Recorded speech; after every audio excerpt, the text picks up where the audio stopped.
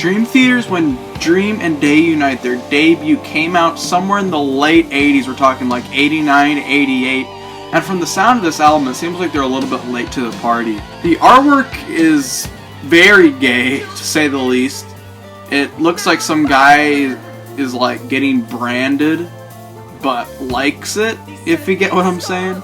Dream Theater begins and ends with John Petrucci, the guitarist of the band, and the legend himself, my favorite guitarist of all time. And he came from, like, suburban New York and decided to go to Berklee Music College in Massachusetts, along with his friend named John Mayung, also first name John, who worked very hard on playing bass and was kind of a quiet, shy Asian guy. And the two of them were very good friends, and they knew that they were going to make a band together the second they went to Berklee. At that time, in the late 80s, these guys were super into Iron Maiden and Rush and stuff like that, stuff that take a lot of skill and a lot of time changes and a lot of creative writing. They then hooked up with a guy named Mike Portnoy when they saw him practicing in a room playing some like really technical stuff, I think some sort of Rush song. And this guy was a very well-trained drummer that really knew his music theory and time signatures and stuff. They became friends with Mike, and then Mike showed them a lot of heavier stuff like Metallica and Slayer. And it was the three of them that would use all these practice rooms to like practice a lot with these really cool song ideas that they had and pretty much make their chops the amazing level that they are today. Even back then, these music legends were almost as good as they are today.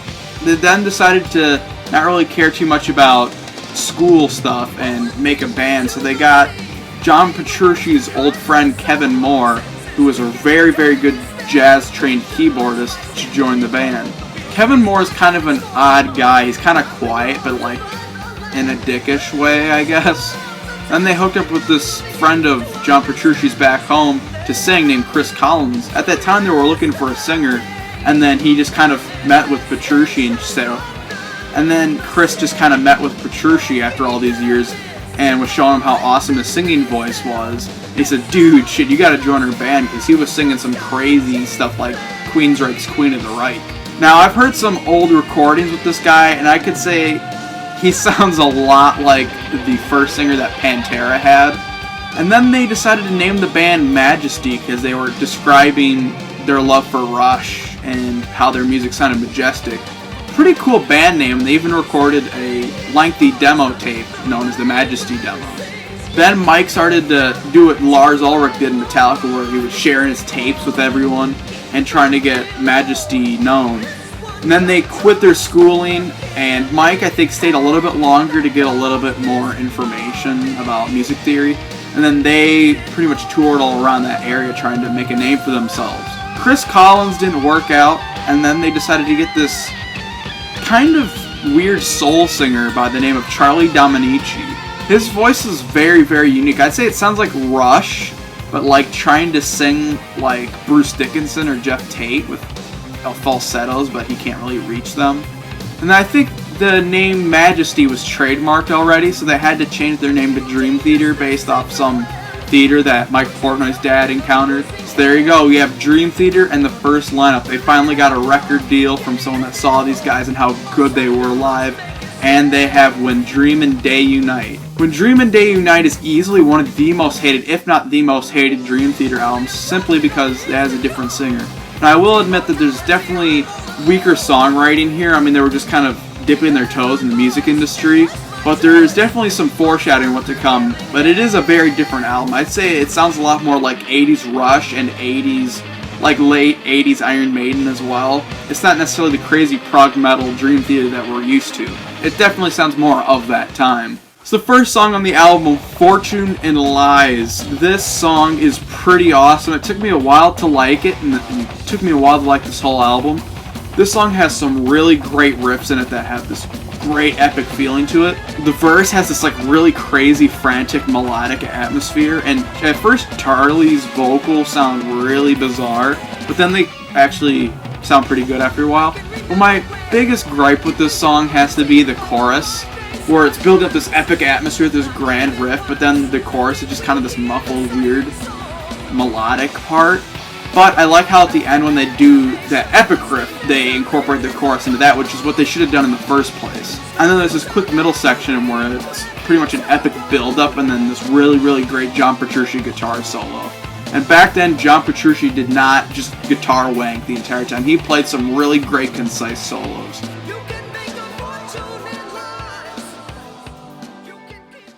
Then we have Status Seeker, which has got to be one of my least favorite songs in the album and one of my least favorite Dream Theater songs. This one sounds like a bad 80s Rush song. The singing is definitely what ruins it here. Charlie's vocals in the verse just sound ridiculous. He's like, "Did stay the way the status seeker," and trying to sound like a weird soul singer. And then his vocals in the build-up sound pretty cool. I like that part. It sounds kind of melodic. But I absolutely despise that chorus where he says, "Nothing is sacred, you draw the bottom line with a dollar sign." He kind of sounds like Kermit the Frog. His vocals definitely do not gel well with this song.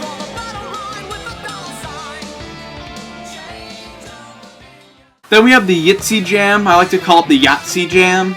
This song is very bizarre. It is an instrumental and considered by most to be the absolute best song off the album, which is a pretty big insult to Charlie Dominici's vocals, because it's the one song he doesn't sing. But there's a lot of really great badass riffs in here, especially the main one that has this really cool, epic, almost Iron Maiden Genghis Khan sound to it. And then later it goes into this really badass gallop, and it keeps getting faster and faster, more frantic, and there's some incredible soloing later in there.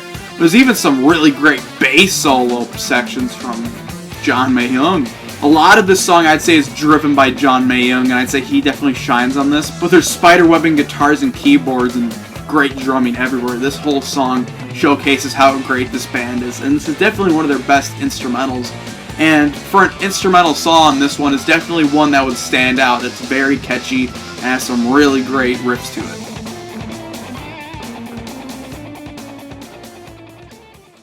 Then we have what I consider the best song off the album, The Killing Hand. This song is like the epic song on the album, and it has a really cool acoustic guitar intro that just sounds very melodic and ambient. I'd say it reminds me a lot of the intro to like Farewell to Kings, the title track, and a little bit like Closer to the Heart, that kind of like beautiful Rush ambient acoustic guitar. But then it goes into this amazing epic riff that's like, oh my god, what are we in for? And that goes into this like really bizarre off-time epic gallop. And that main riff in the intro pretty much becomes the chorus riff, and it's just so damn catchy. It's the best part of the whole song. I don't like the verse that much though, and it kind of gets repeated later in the song where it has this weird ambient vibe. But I'll definitely say the first verse compared to the end when they reprise this whole part definitely sounds a lot better, because when he sings it the first time, it actually sounds pretty fierce, but then later he's just straight up whining it. But his vocals really sound good after a while in the song. It keeps building up upon itself. Then you get to that middle part where there's so many changes and stuff, and there's this awesome guitar solo from John Petrucci, which is probably one of his best. Now, the one part I really dislike from this song is later in the song, after they have that like slow part again, they keep building up this like scream, pretty much. And when he tries to hit the falsetto of the Killing Hand, he fucks up so bad. His vocals strain ridiculously, showing how limited his voice is. He literally sounds like the Killing Hand, like trying to hit the high note. It sounds really terrible. And the keyboard work is incredible in this song too. Easily the best of the whole album.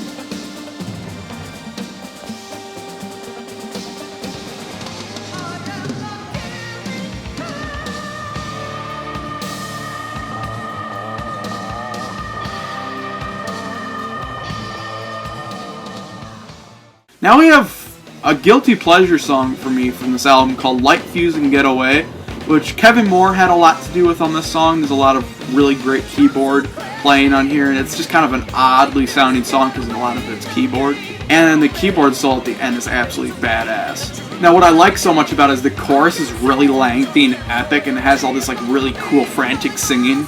Now, I don't know why the song is called Light Fuse Get Away. It should be called Light Fuse and Get Away, but whatever. One thing I don't like about this song, that's even though it's like an epic, awesome, like metal song, is the verse just sounds stupid. Charlie's vocals just sound really, really bad here, especially in the second part of the verse when he's trying to sing higher notes. It just sounds very irritating, but other than that, there's so many great riffs. The bad vocals pretty much don't ruin it.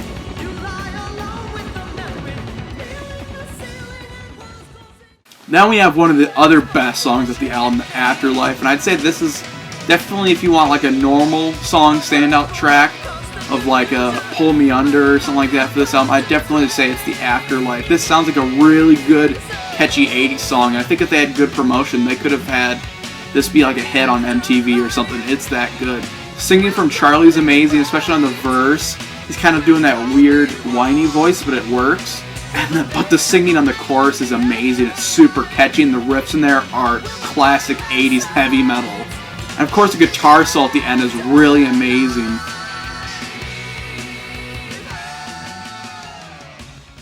Then we have my absolute least favorite Dream Theater song of all time, the one who helped to set the sun. I hate every single fucking thing about this song. I hate the ridiculously stupid title. I hate the performances. The vocals sound like dog shit. The intro's way too long and terrible. The song is way too long and terrible.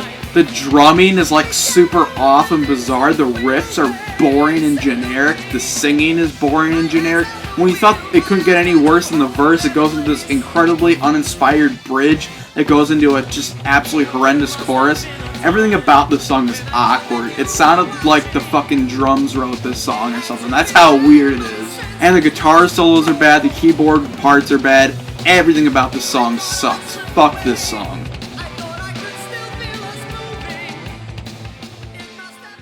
Then we have Only a Matter of Time, which is a pretty cool song. It reminds me a lot of the Afterlife. It has a lot of cool riffs and great vocal melodies, and it's pretty catchy. But my only problem is that there is literally no verse to this song. It's just the chorus. But other than that, it's a pretty cool song. The guitar solo at the end is awesome, and it's a really great way to end this album. But I wish it had I wish it had a really cool verse.